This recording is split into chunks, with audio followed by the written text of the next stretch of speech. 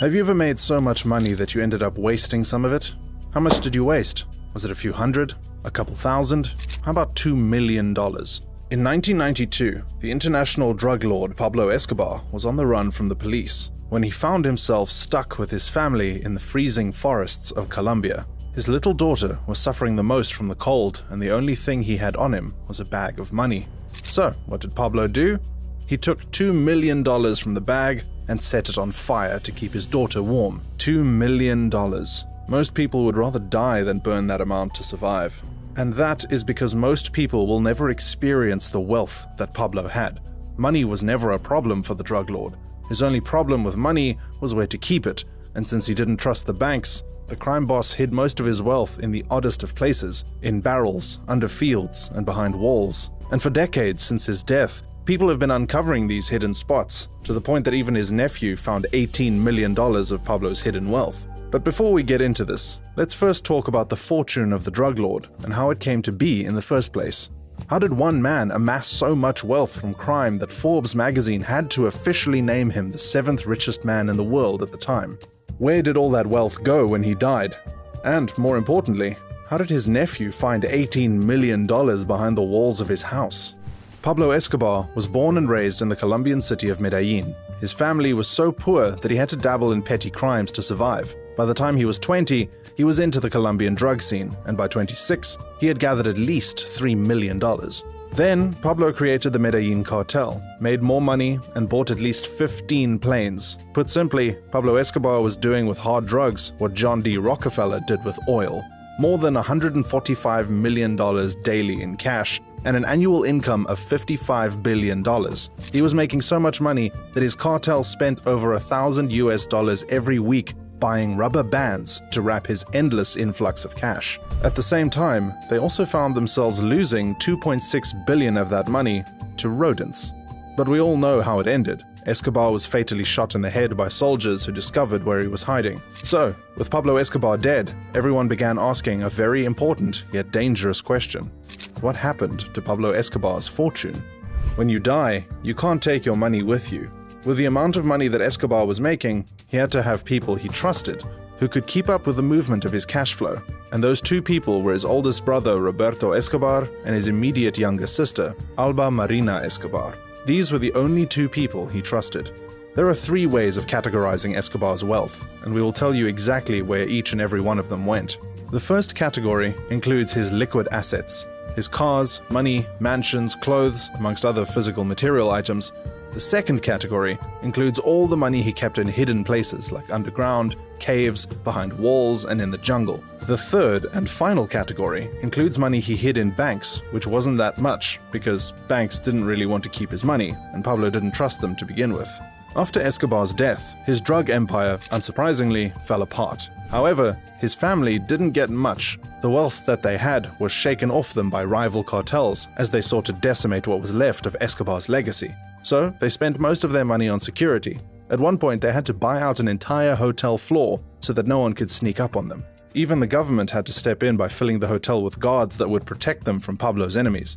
But with time, this became too expensive as their money began to run out. To make matters worse, Pablo had not written any will or left any inheritance for his family. They were forced to make do with whatever they could find from the first and third category of his wealth, which wasn't much because other cartels, different governments, and even the local population of Medellin had looted, seized, and stolen what they could from it. The second category was where all the money was. Pablo had billions of dollars hidden all over Colombia, but there was one major problem. No one had any idea where the hidden spots were. There was no map for Escobar's hidden fortune because the drug lord had the habit of killing the henchmen he sent to hide his loot.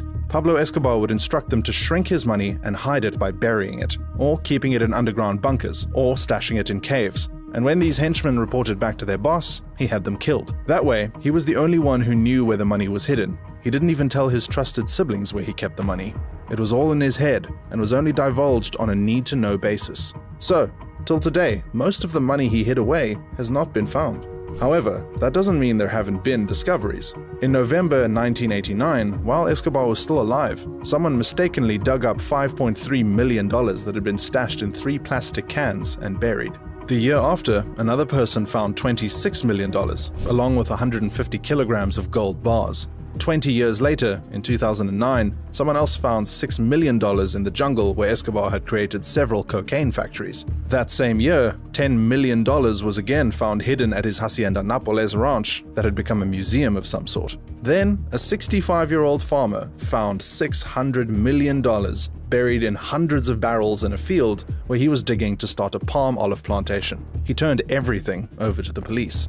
However, the most recent discovery happened when the deceased drug lord's nephew, Nicolas Escobar, found around $18 million hidden behind the walls of his uncle's house. Nicolas had already been living in the house for 5 years when he discovered the cash, and he was also more than familiar with his uncle's controversial legacy. When his uncle was still alive, Nicolas was kidnapped and tortured for 7 hours by people who were looking for Escobar's whereabouts. When the Colombian media asked Nicolas Escobar how he knew his uncle's money was behind the walls of his home, he said it was a vision that showed him. While this might sound sketchy, Nicolas explained that his uncle had used the house as a hideout in the past, and this was not the first time he was finding money in one of his hideouts. Nicolas also found a typewriter, a gold pen, satellite phones, a camera, and a film roll that had not yet been developed. One more thing, some of the banknotes were decayed and could no longer be used. Worse still, according to Nicolas, they had a smell 100 times worse than something that had died. Another person that has been linked to the discovery of the Escobar fortune is a man called Roberto Sendoya. However, Roberto is not just a treasure hunter. Reports claim that he is actually the secret son of Pablo Escobar himself. Since his father left nothing to nobody, he has taken it upon himself to find his father's billions. When he was just a child, little Roberto was saved from the same shootout that killed his mother. He was then allegedly adopted by an MI6 agent who was stationed in Colombia during Escobar's reign. When other rival cartels learned about his existence, he had to be sent away to the UK to avoid capture. He stayed in the UK for many years and only learned about his true identity when he was in his 20s. If you think this story sounds too good, well, it gets weirder. When the MI6 agent that adopted him was on his deathbed, he handed Roberto a coded note that had all the information necessary for Roberto to find Escobar's millions. And ever since, Roberto has made it his life's mission to find his biological father's wealth. It is believed that it was Roberto's codes that led to the discovery of parts of that fortune in a former Escobar mansion in Florida. Was there anything in the safe? Well, if you were the one who found it, would you tell anyone? There are still billions of dollars hiding on Escobar-owned properties. The trick is just finding where they are. But it comes with certain risks, even if it is possible. For example, the same people that found the safe in Escobar's former mansion in Florida also reported that not soon after the announcement, someone stole property from the site.